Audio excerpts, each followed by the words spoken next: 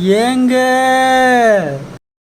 அது ஒன்றும் இல்லைங்க. நாங்களும் இது மாதிரி ஒரு பெரிய பலாப்பழம் வாங்கி அது பழுத்துருச்சுன்னு நினச்சி கட் பண்ணி பார்த்ததுக்கப்புறம் தான் தெரிஞ்சுது அது பழுக்கவே இல்லைன்னு. அப்புறம் அதை என்ன செய்யலான்னு யோசிச்சு அதில் இருக்கிறதெல்லாம் எடுத்து வச்சு இந்த மாதிரி ரெண்டாக கட் பண்ணி அந்த சொலையை மட்டும் தனியாக எடுத்து வச்சு, அப்புறம் அந்த விதையில் இருக்கக்கூடிய அந்த மேலே ஒரு தோல் மாதிரி இருக்குல்ல, அதை ரிமூவ் பண்ணிட்டு விதையை தனியாக கட் பண்ணி எடுத்து வச்சு, அதுக்கப்புறம் என்ன பண்ணோம் அப்படின்னா அதை லேசாக தண்ணியில் அலசிட்டு ஒரு துணியை வச்சு நல்லா தொடச்சிட்டு, அதுக்கப்புறமா நல்லா எண்ணெய் சூடு பண்ணி அது உள்ளே போட்டு ஒரு கோல்டன் ப்ரௌனில் வர்ற அளவுக்கு ஃப்ரை பண்ணி எடுத்து ஒரு பாத்திரத்தில் போட்டு வச்சுட்டோம்.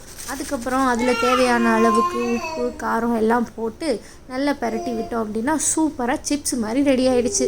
எங்கள் பலாப்பழமும் வேஸ்ட் ஆகலை, எங்கள் எஃபர்ட்டும் வேஸ்ட் ஆகலை. தூளுப்பு 1 டீஸ்பூனும் மிளகாப்பொடி 1 ஸ்பூனும் போட்டு பரட்டி விட்டால் அருமையாக இருந்தது. எவ்வளோ கிறிஸ்பியாக இருந்ததுன்னு பாருங்கள். அதோட சவுண்டை வச்சே கண்டுபிடிச்சிடலாம். உண்மைக்குமே ரொம்ப டேஸ்ட்டாக வந்திருந்தது. நீங்களும் எங்களை மாதிரி பலாப்பழம் வாங்கி இப்படி சொதப்பிட்டிங்கன்னா ட்ரை பண்ணி பாருங்கள், சூப்பராக இருக்கும். ஓரளவுக்கு பழுத்த பலாப்பழத்தில் கூட இதே ரெசிபி ட்ரை பண்ணலாம், அதுவும் அருமையாக வரும். தேங்க்ஸ் ஃபார் வாட்சிங்.